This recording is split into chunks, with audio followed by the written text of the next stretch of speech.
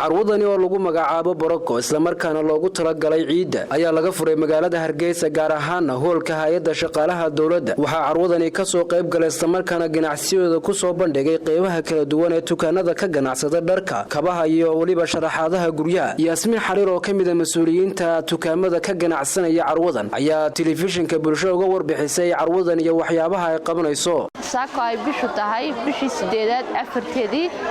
2019 waxa hoolka hay'adda shaqaalaha dawladda lagu daafuray carwo ganacsiyeed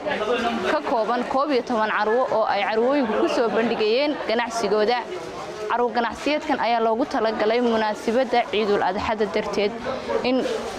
dadweynaha ku dhaqan caasimadda Hargeysa iyo nawaaxigeeda waxa loo ogeysiinayaa in carwo ganacsiyeedkan laga furay hay'adda shaqaalaha dawladda ay idin socon doonto muddada ka hadhay Ciidul Adxada dadweynaha ku dhaqan caasimadda Hargeysa waxa loo ogeysiinayaa in carwadani ka kooban tahay aad kana helaysin dharkii oo ay nooca dharkii dadka waaweyn dumarkii ciyaalkii ragii wax kasta aad ka helaysin carwadan ayaa xilli kasta idin furan oo aad ka helaysin waqti kasta dadweynaha aan jecelahay waxaan la socodsiinaynaa in carwadu xilli kasta idin furan tahay idinku soo dhaweynayso gacmo furan carwo ganacsiyeedkan saaka lagu daafuray hoolka hay'adda shaqaalaha dawladda ayaa ka kooban 12 carwo